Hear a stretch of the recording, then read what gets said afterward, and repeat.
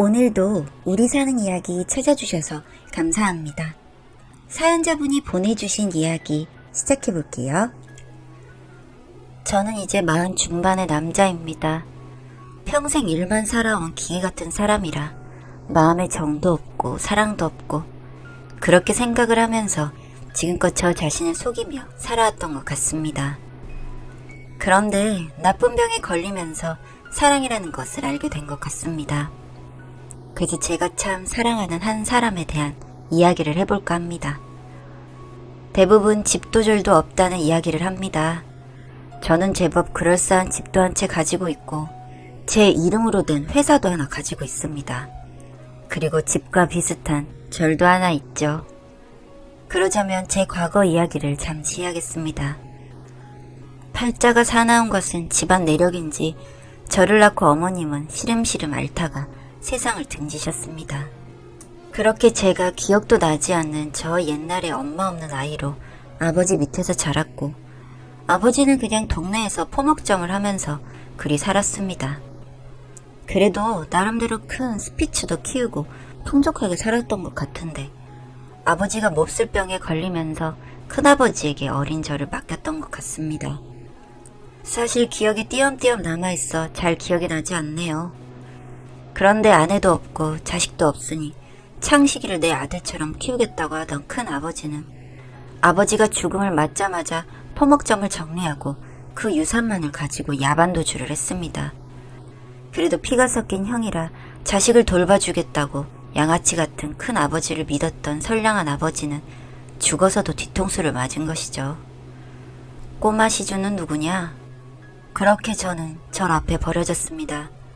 67살 밖에 되지 않던 시절의 꼬맹이였던 저는 비지를 하러 나온 주지스님에게 주어졌고 일단 들어 뜨신 밥을 한술 먹인 절의 식구들은 제가 오갈 곳 없는 처지라는 것을 경찰을 통해 알게 되었다고 합니다.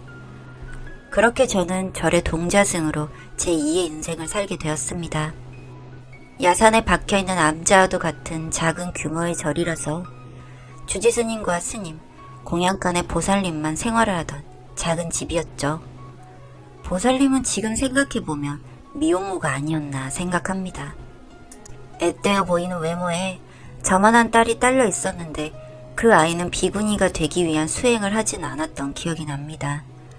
그냥 머리를 빡빡 깎은 저와 긴 머리를 하고 동자 승복만 챙겨 입은 그 애랑 즐겁게 놀았던 기억만이 납니다.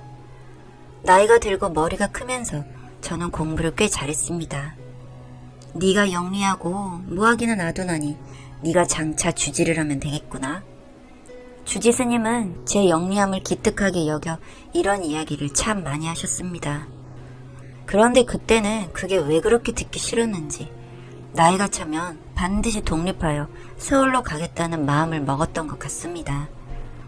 주지스님 말고 무학이라 불리는 젊은 스님은 지금 생각해보면 형 같은 사람이었습니다. 고등학생 나이쯤 됐을 것 같은데 늘 손을 잡고 국민학교로 저를 데려다 주곤 했죠. 하지만 못되어 먹은 저는 머리를 빡빡 밀고 학교를 다니면서도 저는 집이 절이라는 것이 늘 싫었던 것 같습니다.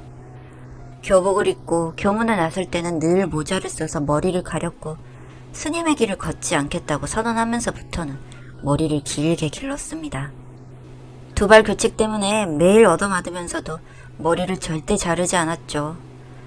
그래도 부끄럽지만 저는 늘 전교에서 공부가 1등이었고 산세가 조용한 저희 절은 저에게는 독서실이나 다름이 없었습니다. 그렇게 수능을 치고 대학에 들어가면서부터는 절의 발길을 끊었던 것 같습니다. 오롯이 학자금 대출을 내어 학비를 내고 대학을 다녔습니다. 소위 말하는 명문대에 입학해서 과외짜리는 많았습니다. 두 탕, 세 탕을 뛰어가며 코피가 나고 시험 공부를 하지 못해 계절학기를 들어가면서도 악착같이 돈을 모았습니다. 그렇게 제법 돈을 모았고 그걸로 투자를 했는데 그게 상당히 돈이 되었죠.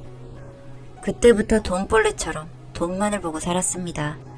연애도 하지 않았죠. 돈이 드니까요.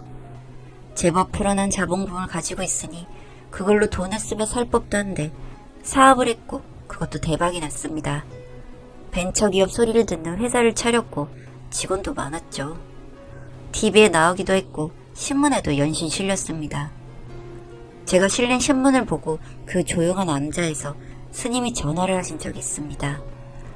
그런데 되기 싫은 중이대를 하였다고 나 혼자 오해를 하고 있었던 저는 스님에게 다시는 연락을 하지 말라 하고 전화를 끊어버렸습니다. 그 후 스님이 전화를 한 것은 단 한 번뿐이었고 저는 거기에도 찾아가지 않았습니다. 저를 거둬주신 주지 스님이 노안으로 돌아가셨다는 소식이었습니다. 그 연락도 매몰차게 끊었으니 제가 정말 못된 놈이었죠. 나이가 들고 보니 작은 스님도 저랑 몇 살 차이가 나지 않았는데 사회에 나올 생각은 않고 한심하게 그렇게 산에만 있는구나 하였습니다. 워낙 규모가 작은 절이니 나에게 불붙으려고 하나보다란 생각도 하였죠. 그렇게 또 시간이 흘렀습니다. 그동안 벌어놓은 돈으로 부동산을 구입한 저는 그게 몇 배로 튀며 큰 부자가 되었습니다. 남들이 좋다는 한강이 보이는 집도 구입하고 회사는 더 키우지 않고 조금씩 찌그러뜨려 저만 남기고 정리를 했습니다. 사실 남은 인생을 쓰면서 살아도 되겠다는 생각에 다소 마음이 편해졌던 것 같습니다. 이제 인생의 제 사막을 열어야 하겠다는 생각에 건강검진도 받고 비행기 티켓도 구입해 세계 일주 여행을 준비하고 있었죠. 그러던 어느 날 별다른 문제가 없다던 제 손발이 퉁퉁 붓기 시작했습니다. 그냥 단순히 조금 짜게 먹었나 하기에는 심각할 정도로 차이가 나는 손발에 놀라 병원을 찾았더니 급성 신부전이 왔다고 하더군요. 당장 어제까지만 왔으면 신장 기능을 어느 정도 살릴 수 있었을 텐데 이미 기능은 0으로 떨어졌고 살기 위해서는 투석을 해야 한다고 했습니다. 그렇게 건강하던 제가 이럴 수 있냐는 말에 그렇기 때문에 급성이고 평소에 신기능이 약하긴 했을 것이라고 하더군요. 청천벽력 같은 소식이었지만 저는 세상에 정말 저 하나 있는 사람이었기 때문에 신장 이식 순서에 이름을 올려놓고 병원을 오가며 투석을 하는 생활을 시작했습니다. 사회적으로 성공한 사람이었던 제가 매일같이 병원을 다니며 점점 말라가는 것도 정말 못할 노릇이었습니다. 사람의 정이 그립기도 했던 것 같습니다. 회사를 줄일 때 전부 잘라내면서도 남 생각 하나 없었던 제가 직장의 동료들도 생각이 나고 그렇더군요. 그런데 되짚어서 생각을 해보니 내가 죽어도 빈소 하나 차릴 사람이 없겠다는 생각이 들었습니다. 절에서 그렇게 살았어도 생에 대한 욕심이 컸지만 건장하던 몸이 말라가고 상태가 좋지 않아지는 것을 몸으로 겪으면서 참 많은 생각을 하게 되었던 것 같습니다. 집을 비워두고 요양병원으로 들어갔습니다. 죽을 병은 아니었으나 언제 죽어도 이상하지 않을 것이라는 생각이 들더라고요.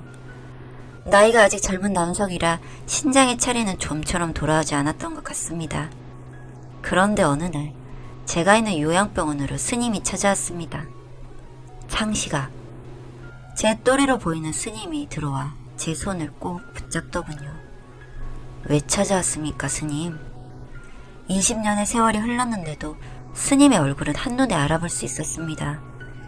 기가 막힌 우연이었지만 제가 생활하는 요양병원의 간호사 중 한 명이 절에서 공양을 하시던 보살님의 딸이었던 것 같습니다. 유독 제 손을 더 붙들어주고 살뜰하게 보살펴주는 사람이라 이 여자가 나한테 관심이 있나 하였더니 그게 아니었더군요. 머리를 길게 기르고 승복을 입고 있던 그 꼬맹이가 저와 같이 40이 넘고 50을 앞둔 간호사가 되어 있었던 겁니다. 속쓰였다면 너는 내 동생이다. 한참을 가만히 저를 보시던 스님은 제 손을 억지로 붙들더니 본인의 신장을 하나 주겠다고 나섰습니다. 나이는 있지만 건강은 문제가 없어 신장 공여자가 될 수 있다며 조근조근 이야기를 하더군요. 순간 귀가 번쩍 뜨였지만 거기에서 희한하게 양심이 작동하여 아니라고 고개를 내저었습니다. 신장은 무슨 신장입니까? 가세요. 마치 여전히 사춘기 고등학생 마냥 퉁명스레 말을 내뱉었던 것 같습니다. 그렇게 쫓기듯 나가 스님은 일주일에 2-3번은 꼭 제 병실을 찾았습니다. 아니, 서울 복판에 절을 차렸습니까? 이런 내 동생을 보는데 세속에서의 거리가 대수냐? 제법 능글맞게 이야기를 되치는 스님의 얼굴에서 예전에 그 형의 모습이 보이더군요. 그리고 언제나 반복되는 신장에 대한 이야기를 거절하다가 조금 심각한 상황에서 죽다 살아난 저는 못 이기는 척 그 제안을 받아들였습니다. 피가 섞인 상황이 아니니 혈장 교환술부터 시작해서 정말 신경 쓸 게 많았습니다. 스님도 주지스님의 아들이고 저도 주지스님의 아들로 올라가 있으니 마리아 형제인데 정말 이웃 서툰만도 못한 관계로 그렇게 20년을 살았으니까요. 그렇게 신장을 받기로 한 날 저는 뉘우치면서 눈물을 흘렸습니다. 어린 시절 그 몇 년이 대수라고 마음 깊이 아우로 저를 받아들인 스님이 너무 고마웠습니다. 내가 건강만 되찾으면 그대로 세상에 돌려주고 스님에게 돌려주는 삶을 살겠다고 울면서 그렇게 약속을 했던 것 같습니다. 수술이 끝나고 스님도 저도 무사했습니다. 이제는 속의 것도 하나씩 나눠 가졌으니 진짜 형이고 동생이라며, 그런데 나는 불자이니 너는 또 고아라며 농담을 한 스님은 저와 같이 살자는 말에도 부득불 암자로 돌아갔습니다. 그리고 저는 절이 있는 동네에 집을 얻어 가난한 분들께 도시락을 드리는 봉사활동을 하면서 삶의 즐거움을 찾고 있습니다. 그리고 저와 같이 활동을 하는 사람은 이제 제 육신의 형인 스님과 어린 시절부터 이어져온 인연으로 조만간 결혼을 앞두고 있는 시주 보살님의 딸입니다.